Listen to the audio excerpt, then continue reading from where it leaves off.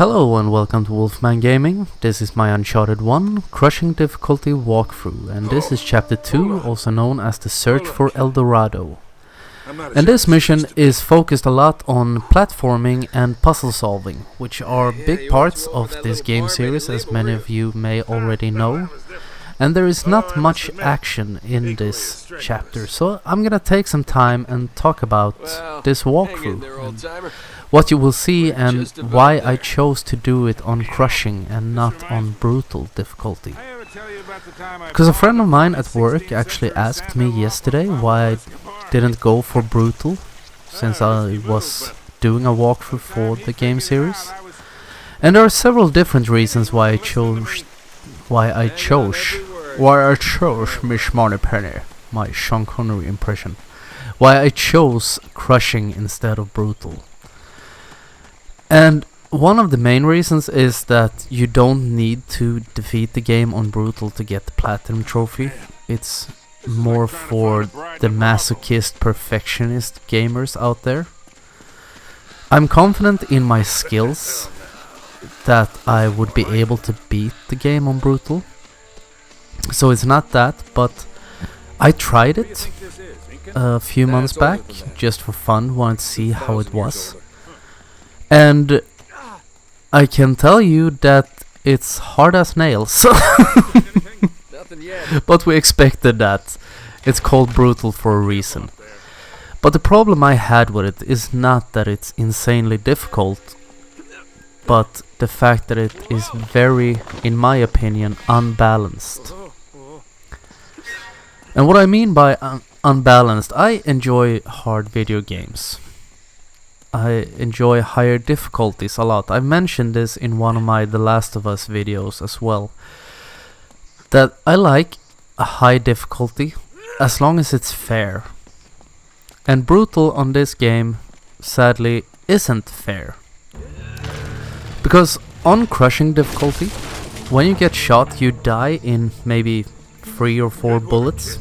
If you get shot by a pistol, whatever the normal pistol is called, and any weapon stronger than that kills you in less bullets.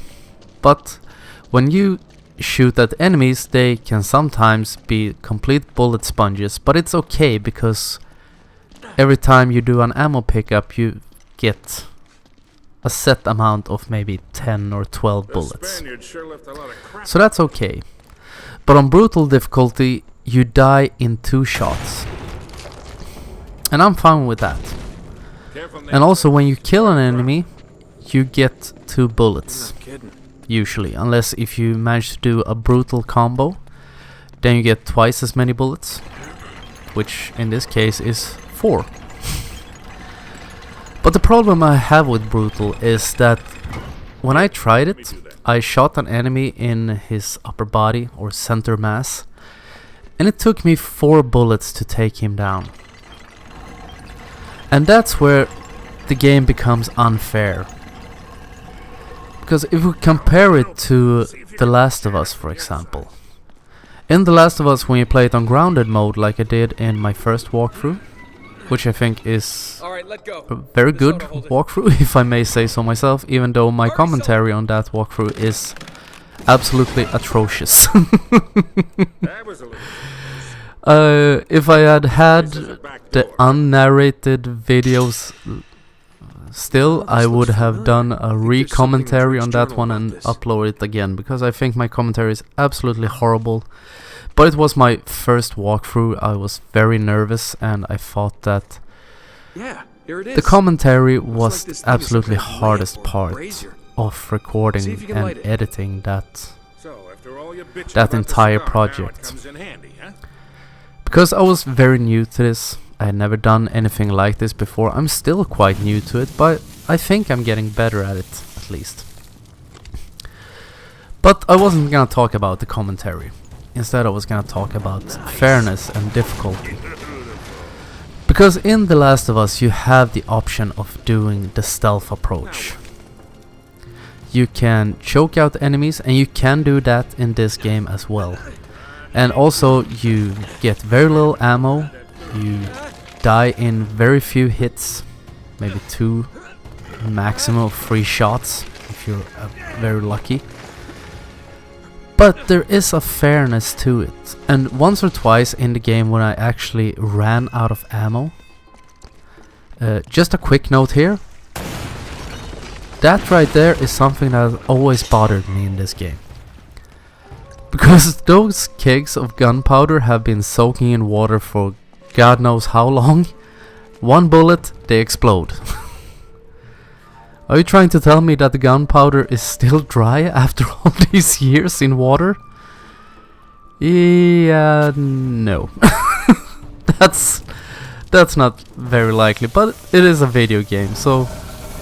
But I can sometimes get hung up on stuff like that. But getting back to what I was saying. You die in very few shots, and at 1 or 2 instances when I actually ran out of ammo in that game, the game spawned in ammo, because I ran over the corpse of an enemy that I had killed, and suddenly he had bullets on him.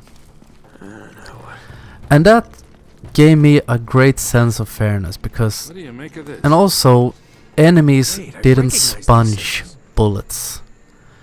And they didn't try to advance on you to a point where they pushed you into a corner, or they could do that and then you will die.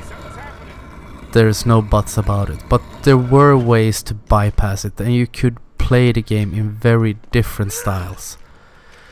In this game, this is based around action. They want you to shoot constantly, and you will be shooting constantly.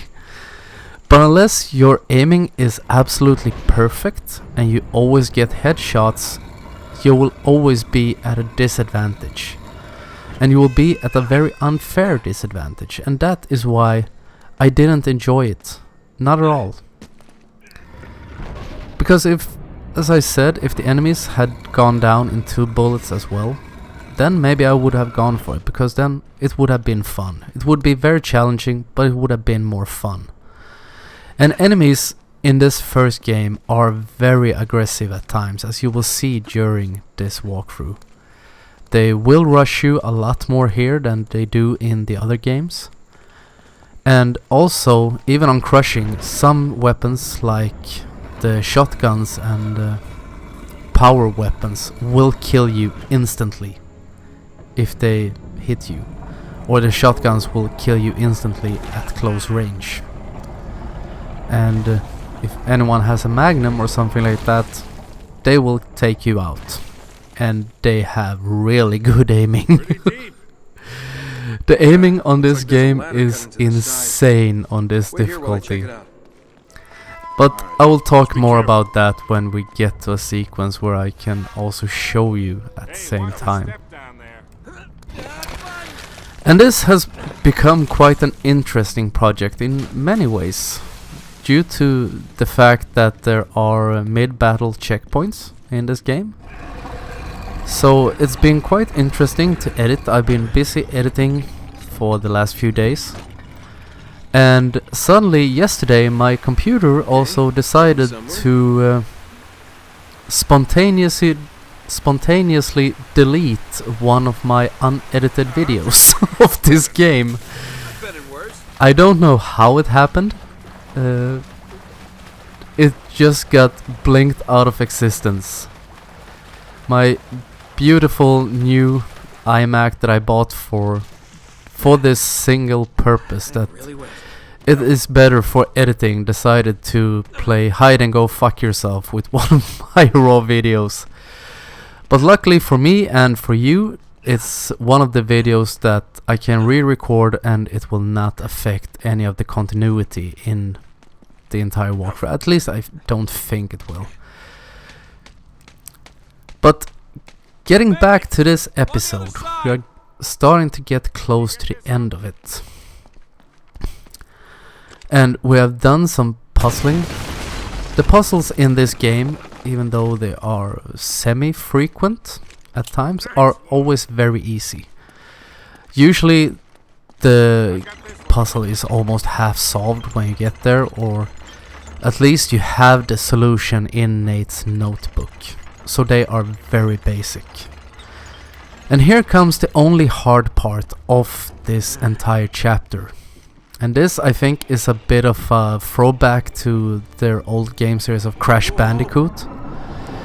Because in that game you often ran towards the camera. And here you're gonna run across this bridge and jump over 2 gaps.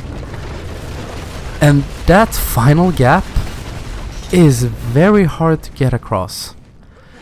Because the jumping input is sometimes a little bit off in this game. The platforming is a bit rough in the first game. I think they improved it a little bit in this remaster, or they improved the game overall. There are still a few things I think they could have worked more on. But sometimes the game doesn't read when you input that you want to jump. And on that final gap you have to jump at the very edge of it. I think I died 2 or 3 times during the recording of this run, just on that gap. And it's not a big deal because the checkpoint is just at the beginning of that bridge, so you don't have to replay a lot of the mission. But it's one of those little annoying things that could have been improved so easily. But we are coming up to the end of chapter 2. We have just found a giant submarine halfway up a waterfall in the middle of the jungle. That's something you don't see every day. But this is the end of the video, and I want to thank you very much for watching, and I will see you again in my next video. So until next time, this is the Wolfman signing off.